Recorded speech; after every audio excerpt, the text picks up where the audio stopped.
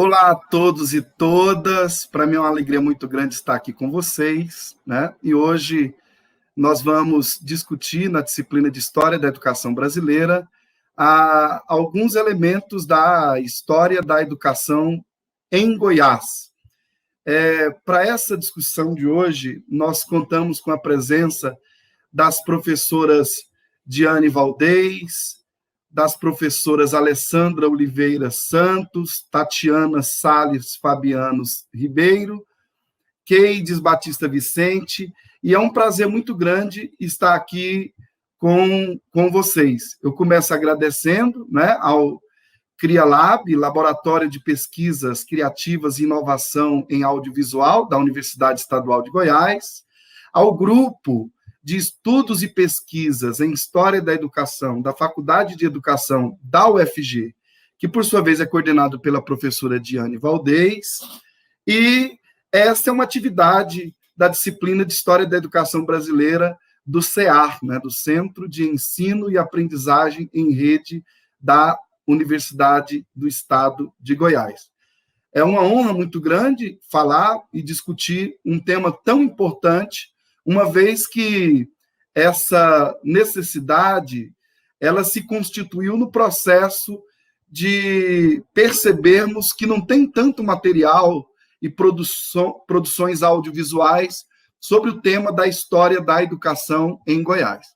Eu inicio e chamo agora a professora Diane Valdez para poder se apresentar e discutir um pouco sobre a problemática da história da educação em Goiás no atual contexto. Ela é pesquisadora da Universidade Federal e vai contribuir com a temática. Professora Diane. Olá, Valdo. Olá para todos que estão nos escutando. Primeiro, quero agradecer o convite, a confiança no Grupo de Estudos e Pesquisa em História da Educação, da Faculdade de Educação da Universidade Federal de Goiás. Nós todos entendemos, sobretudo nesse momento histórico que vivemos, da importância do conhecimento, da importância da produção do conhecimento, né, e da importância da socialização do conhecimento. Então, acredito, no momento que a universidade pública é atacada, é moída, né, é desvalorizada, a nossa forma de resistência é da socialização do conhecimento, é nos juntarmos e falarmos, debatermos acerca da história e da história da educação. Te agradeço muito a oportunidade de estarmos aqui na TV UEG, né, essa universidade que é nossa parceira, né, que está localizada na cidade que é minha também, que eu entendo a cidade de Goiás como minha, e essa universidade que faz tamanha diferença, né, na cidade de Goiás. Muito obrigada. E falar sobre história da educação é sempre um bom convite. Nós acreditamos, né, que o estudo da história, não só da história da educação, né, mas da história no todo, a história é uma ciência que estuda a vida, né, que estuda o passado, né, muitas vezes o presente também. Eu até fiz algumas anotações aqui dessa investigação que a gente faz, né, de como as pessoas pensaram, de como as pessoas fizeram, de como as pessoas atuaram no campo da sociedade em diversos momentos, em diversos tempos, em diversos lugares. Então, estudar história é muito importante, da educação aqui especificamente, para a gente compreender isso, né, compreender, compreender as nossas práticas na educação, né, as mudanças, as permanências, né, de onde que vem algumas práticas que a gente tem dificuldade de debater, de discutir, ou de mudar, ou de transformar. Ontem eu fiz uma fala sobre a escola pública, por exemplo. Nós defendemos a escola pública, acredito que não só por estarmos numa instituição pública, mas porque a escola pública é importante para todos nós. E esse debate sobre a escola pública é muito recente na história. A Constituição de 1988 é que estabeleceu que a escola pública é um direito. Olha, pouco mais de 30 anos, né? O que é 30 anos? O que são 30 anos para a história? Então, sempre que a gente pensa na história da educação, a gente pensa um pouco nessas práticas, como elas são construídas, né? Se a gente pensa, porque na defesa da escola pública, se a escola pública é um direito, pouco mais de 3 décadas, a gente compreende também algumas práticas em relação ao ensino privado, porque essa escola era tida como quase que uma benevolência do Estado para quem não conseguia pagar uma instituição pública. Então, acho que a partir daí a gente percebe, né, essas práticas e esses fatos históricos que constroem a educação pública, né? Por exemplo, a questão de desvalorização de professores e professoras, né? Essa escola ser considerada, essa escola pública ser considerada menor, né? E são práticas construídas historicamente.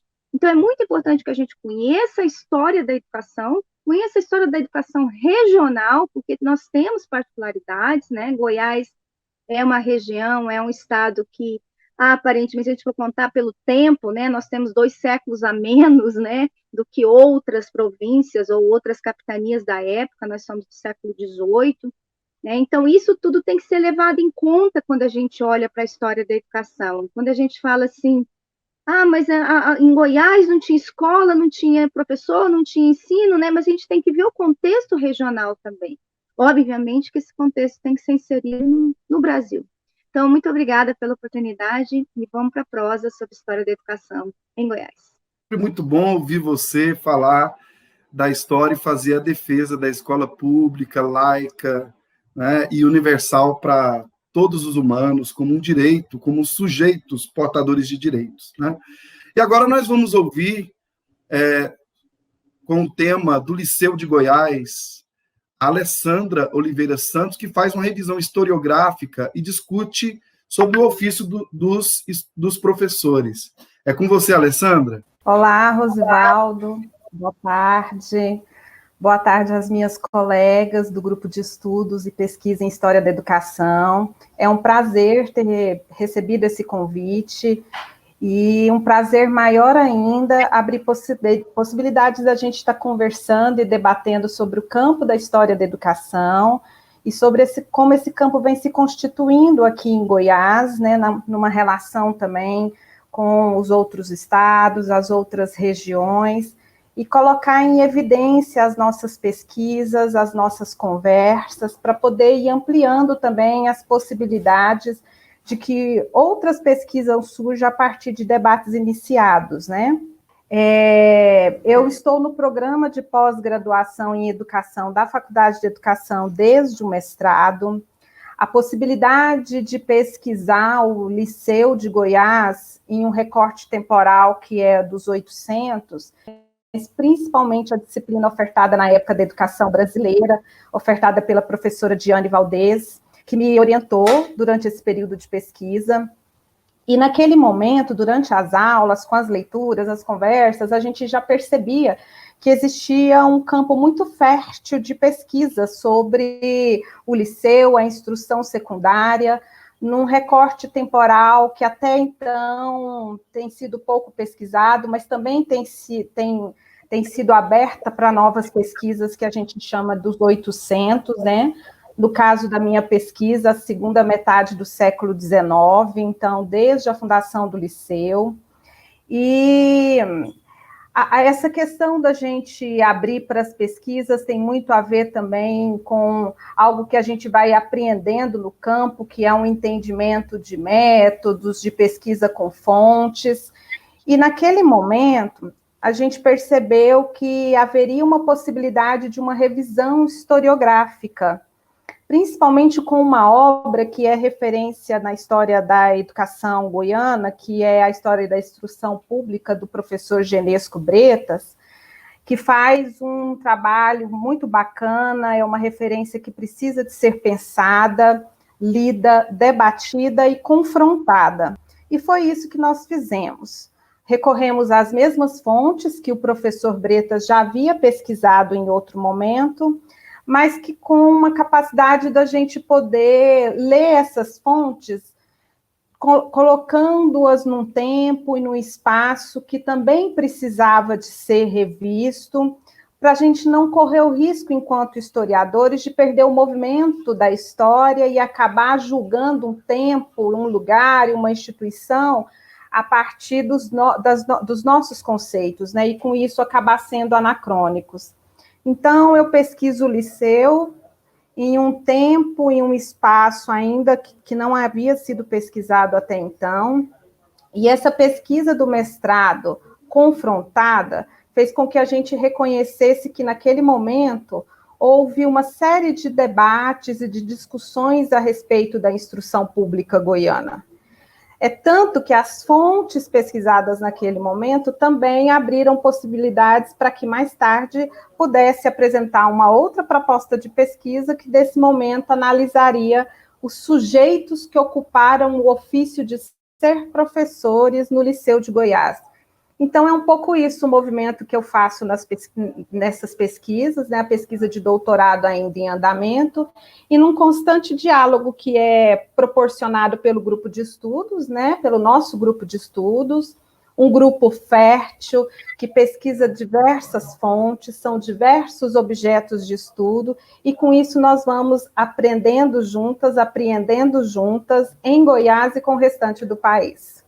Muito bom, Alessandra. Agora nós vamos chamar também para participar dessa discussão a Tatiana Sassi Fabiano Ribeiro. Ela trabalha com a história da educação no periódico A Matutina Meia Pontense, de 1830 a 1834. Olá, Tatiana. Seja bem-vinda. Obrigada, Rosivaldo. Obrigada a todas. Primeiro, dizer da satisfação, né, que é estar aqui nesse encontro. Como a Alessandra, eu também faço parte, né, do GEP, o Grupo de Estudos e Pesquisas em História da Educação, da UFG. Um grupo muito fértil, né, nós temos ali várias pesquisas diferentes, e a pesquisa que eu quero compartilhar com vocês aqui é a minha pesquisa de mestrado, que é sobre a história da educação em Goiás, no jornal A Matutina Meia Pontense, né? É um prazer estar aqui falando com vocês sobre um assunto que nos é tão caro, tão gostoso para a gente falar sobre isso. Bom, a pesquisa que eu realizei durante o mestrado na Faculdade de Educação da UFG foi sobre a história da educação em Goiás, como você mencionou, no período dos 800, mas, ao contrário da pesquisa da Alessandra, a nossa pesquisa se instala ali no começo nos anos de 1830, e é importante a gente ressaltar isso, porque toda essa condição de uma nação que surge pós-independência, a construção dessa identidade de um Brasil pós-1828 vai influenciar diretamente nos debates sobre a educação. Então, a pesquisa é em cima do jornal A Matutina Meia Pontense. Esse é o primeiro jornal de Goiás. Ele é uma iniciativa particular do comendador Joaquim Alves de Oliveira, né? Na época, residente em Meia Ponte, hoje Pirenópolis. O jornal circula em Goiás de 1830 a 1834, na tipografia Oliveira, e depois é essa tipografia que vai fazer o jornal Correio Oficial, a partir de 1837, que vai ser o primeiro jornal do governo, né, do período. E ali, lendo esse jornal, o nosso intuito era perceber o que essa fonte traz sobre a história da educação do período. Como a Alessandra colocou, o ir direto à fonte é importante para a gente reler, né, tudo que tem sido escrito, produzido sobre a história da educação em Goiás.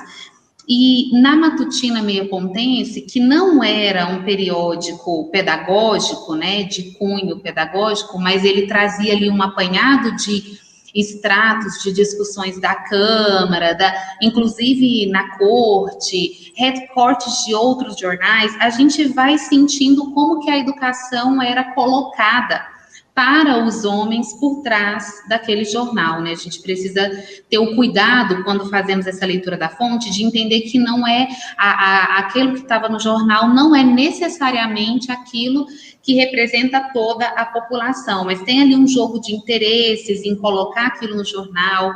É preciso pensar qual era o público a que se destinava esse jornal, quem é que lia. e nas páginas da Matutina Meia Potência, a gente pôde ver uma defesa muito grande pela educação. Nós estamos ali num período muito próximo da primeira Lei Geral de Ensino, de 1827. Então, a gente consegue sentir como que a educação era debatida, como que essa lei era discutida para ser colocada em prática em terras longínquas, como era o Goiás dos 800, né? Então, a gente tem uma defesa da educação, uma defesa por criação de escolas, por formação de professores, uma defesa para que as pessoas valorizassem, os jovens, né, valorizassem a oportunidade de estar em uma escola, e sempre a escola atrelada a algo que pudesse iluminar, que pudesse trazer a civilização para esse país, para essa nação que nascia ali naquele período. Então, são vários temas que são tratados ali: a falta de professores, a falta de material, a falta de escolas, a falta de formação, temas que não eram únicos e exclusivos de Goiás no período. É importante a gente colocar isso, né? O que aparece ali nas páginas do jornal de dificuldades para a educação eram comuns a todas as províncias, e nos extratos que traziam das discussões na corte, no Rio de Janeiro, a gente percebe essa defesa em outras províncias também, não apenas em Goiás. Mas foi uma pesquisa, assim, deliciosa, surpreendente, e que contribuiu muito para a gente pensar essa desconstrução de como Goiás aparece frequentemente na historiografia do século XIX, como uma província atrasada, como uma província arcaica, defasada, quando na verdade a gente vê que a educação tinha uma importância para aquele público, tinha um lugar de discussão, tinha um lugar de interesse, e aí nos ajuda a desconstruir um pouco dessa historiografia do nosso estado. O que a sua pesquisa revela, né, é que, de fato, a educação ela tinha sua importância naquele contexto, né, e já era objeto de disputa, de interesses, e muito interessante o seu trabalho. E a educação, de acordo com o Brandão, é um processo, né, pelo qual ninguém escapa, na rua, em casa, no trabalho, no partido político, no movimento social. As pessoas passam por um processo de educação. E as instituições, elas são educadoras, né? Elas contribuem, e não só contribuem, como elas constituem um processo educativo. E, Alessandra, na sua pesquisa, quando você coloca a questão do ofício dos professores lá no liceu, como uma instituição muito importante da educação em Goiás, e não só em Goiás, mas no Brasil, eu queria que você falasse um pouco como é que se constituiu o liceu aqui no estado de Goiás, e como que era o trabalho dos professores, como foi organizado o trabalho dos professores naquele contexto. Rosivaldo, o liceu se constituiu de maneira muito semelhante que os outros liceus no restante do país, quando a gente considera o mesmo período histórico, né? Foi uma institucionalização cheia de avanços e retrocessos, permeadas por inúmeras leis e debates feitos principalmente pelos inspetores de instrução pública, que nos relatórios, uma das fontes pesquisadas durante o período do mestrado, revelam que eles anunciavam exigências e solicitações que atendessem tanto à estrutura física para que se funcionassem aquelas antigas aulas avulsas que se reuniriam agora numa instituição, num lugar só. Existiam inúmeras solicitações a respeito de material, do material que eu digo aqui de um ponto de vista tanto de material de sala, como livros, tudo aquilo que pudesse atender às solicitações para que alunos pudessem ter acesso àquilo que a gente considera hoje como as nossas aulas, né, de maneira mais formalizada. Não foi fácil, não foi a criação da instituição, ela não foi simples, mas ela acompanhou o debate que acontecia na época, onde todas as questões que surgiam, elas eram discutidas e apresentadas passo a passo à medida que iam aparecendo. Houve momentos em que algumas aulas eram mais frequentadas do que outras, e aí é um assunto também que dá muito debate, a se considerar a importância da igreja e de algumas aulas como o latim, né, aulas mais relacionadas às humanidades. Aquilo que a gente chama de como que os alunos frequentavam as escolas, né, a frequência, ela não tinha ela não acontecia de maneira sempre parecida, frequentada pela mesma quantidade de alunos, isso também era muito relativo a depender do período, mas nós temos leis que regulamentavam como que as aulas aconteceriam, em que tempo elas aconteceriam. Nós tínhamos leis que regulamentavam a ação do professor, a prática daquele professor. Então, nós temos um debate muito fértil que o que a gente procurou mostrar é que não ia de encontro ao aspecto apenas do caos, da não discussão, do não debate, de uma província caótica que não preocupava com a instrução pública dos jovens daquela época. Falar sobre os professores, eu ainda estou com uma pesquisa em andamento, mas o que a gente tem como de indícios que as fontes vêm nos revelando é que os professores que deram aula, que estiveram no Liceu de Goiás, são homens que ocuparam diversas funções públicas, não são homens quaisquer, não são sujeitos que estão distantes daquele tempo em que vivia, o que dá para a gente levar muito em consideração e fazer um debate sobre essa questão muito insistente de que os professores não tinham compromissos. Na instrução primária se fala muito dos bêbados e arruaceiros. No liceu, nós temos pessoas que ocupavam desde as funções na Câmara Legislativa, a donos de jornais, a membros da igreja também, e são sujeitos que tiveram a sua atuação, o seu ofício regulamentado com muita frequência, o que dá para a gente também trazer para uma discussão que a constituição daquilo que a gente chama de uma profissão, né, de uma profissão docente, usando a terminologia dos nossos dias hoje, a regulamentação dela acontecia promovendo avanços, debates, promovendo disputas, promovendo discussões, para que a gente considerasse hoje que a gente tem um magistério constituído a partir de inúmeras variantes que foram construídas desde o momento dos 800, desde o Liceu de Goiás, que era a única instituição de instrução pública secundária na província. Isso só vai mudar já nos idos da República. Então, é mais ou menos isso. Maravilha. Tatiana, quando você fala da importância que a educação tinha, né, isso está revelado no periódico A Matutina Meia-Pontense, me veio uma curiosidade, que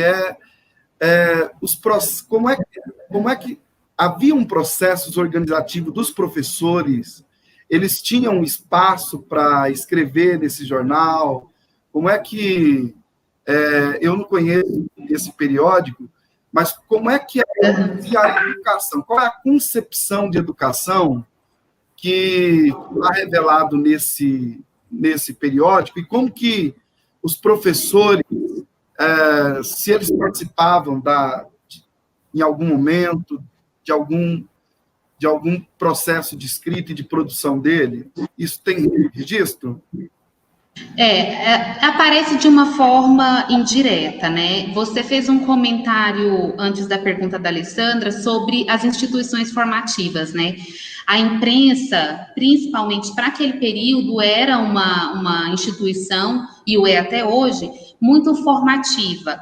E num período de falta, inclusive de papel, de livros, num período onde a população, o índice de analfabetismo era muito maior, a gente tem ali estratégias de utilização da imprensa para esse sentido também. Então, a gente tem relatos, por exemplo, de professores que utilizavam o jornal como material para leitura nas escolas, nas salas, né, de aula. Ou relatos de pessoas que liam o jornal para outras pessoas, inclusive liam várias vezes ao dia, né? Então, tem esses relatos no jornal de que a Folha era lida várias vezes ao dia em locais públicos, né? Era uma leitura coletiva, uma prática comum dos 800. Mas o professor, o espaço para ele na matutina, pouco aparece. A matutina tinha um espaço de correspondência que era aberta à população, mas eu não me recordo de ler algo escrito por um professor.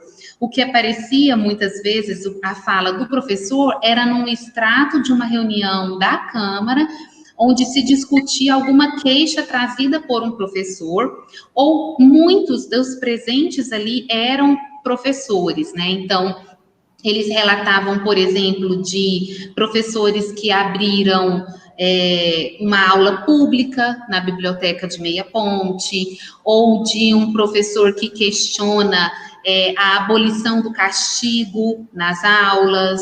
Então, na verdade, é um outro falando pelo professor, mas o debate do professor aparece ali, do itinerário do professor aparece ali. E a concepção que eles apresentam de educação, os homens por trás da Matutina Meia Pontense, né, o redator-chefe era o padre Luiz Gonzaga de Camargo Fleury, mas ele fala em nome de um grupo que tem a educação como a redentora da nação, né, aquela concepção de que a educação seria a solução para todos os males, para toda a incivilidade do brasileiro, e essa nação que está nascendo deveria ser pautada e guiada pelas luzes da instrução, são os termos que aparecem. E aí, é claro, na nossa pesquisa a gente faz alguns questionamentos que são nossos, né, nossos do século XXI, que é de que forma essa educação que é direcionada, que é influenciada pela história, pelas condições, né, sociais, de que forma ela seria diferente, de que forma ela transformaria tudo isso, né? A gente tem ali a educação como causa, sendo que muitas vezes ela é consequência de tudo que a gente tem ali. Mas era essa a concepção defendida para os homens desse período. Muito obrigado, Tatiana. Muito obrigado, Alessandra. Eu acho que esse é um debate muito rico e muito importante para a história da educação.